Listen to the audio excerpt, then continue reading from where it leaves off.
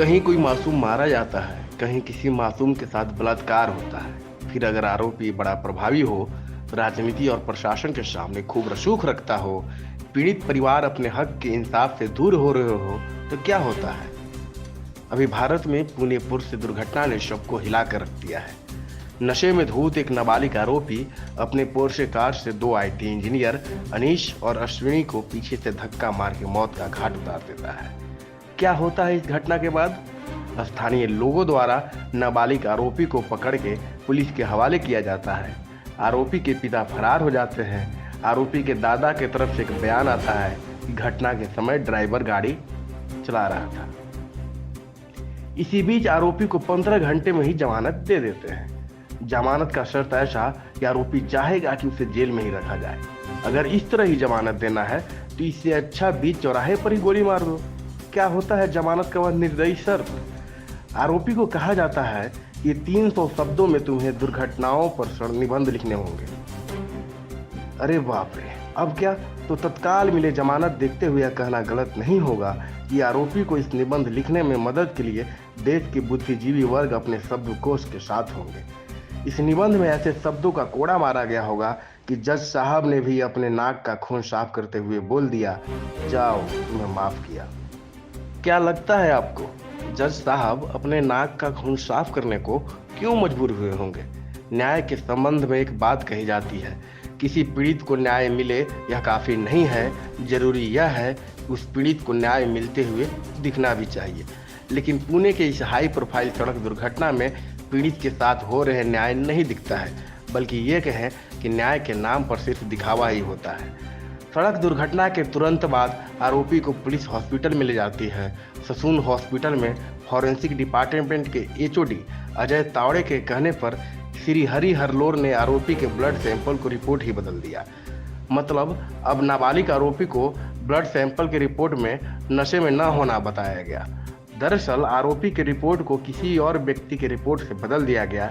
आरोपी वाले blood sample को डस्टबिन में डाल दिया गया। हो सकता है कि इन्हीं रिपोर्टों के आधार पर जज साहब ने कह दिया, अरे जाओ यार, तुम तो लड़के हो और लड़कों से तो गलती हो ही जाती है। इस तरह के बयानबाजी का इतिहास भी नया नहीं है। क्या आप भूल गए दिल्ली की निर्भया रेप कांड के बारे में? यहाँ आरोपी का रसूख तो नहीं था, लेकिन एक लड़की के साथ इतना निर्मम बलात्कार ने पूरे देशवासियों को हिला कर रख दिया। लोगों ने उस लड़की की इच्छा शक्ति के आधार पर उसे निर्भया नाम दिया।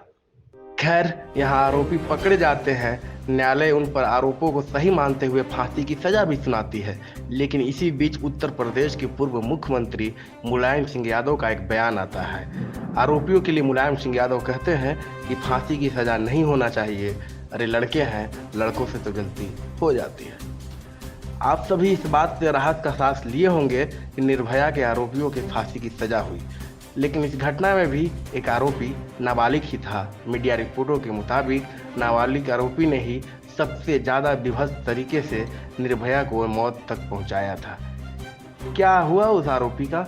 उस नाबालिग आरोपी की पहचान गोपनीय रखी गई है। उस नाबालिग आरोपी को सरकारी मदद से कहीं दूर रोजगार के लिए भेज दिया गया है। उस समय भी निर्भया के नाबालिग आरोपी पर बेस्ट आरोपी के तहत ट्रायल करने की मांग हो रही थी। इस समय भी पुणे सड़क दुर्घटना पर इसी तरह की मांग हो रही है। आरोपी के पिता बड़े बिल्डर हैं।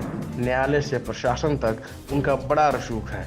कहने को तो यहाँ भी जस्टिस फॉर अश्विनी और अनीश के नाम की तख्तियाँ लेकर सड़क पर खड़ा हुआ जा सकता है, लेकिन क्या होगा जब तख्तियों को डस्टबिन में फेंक दिया जाए?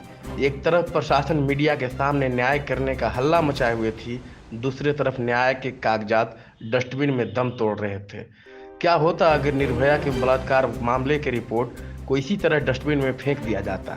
तब हो सकता है कि न्यायालय की ओर से यह फैसला आता कि निर्भया अपनी मौत खुद मरी है, उसके मौत को कोई जिम्मेदार नहीं है।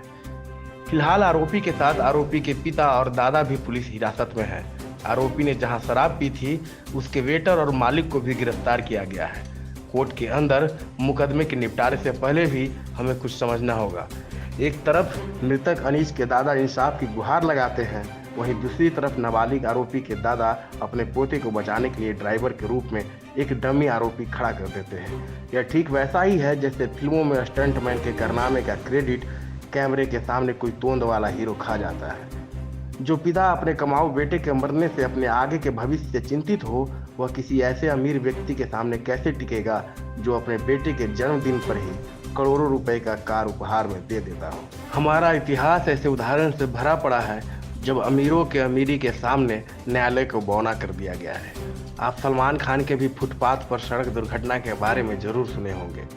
27 सितंबर 2002 की उस सड़क दुर्घटना को हिट एंड रन का नाम दिया गया था।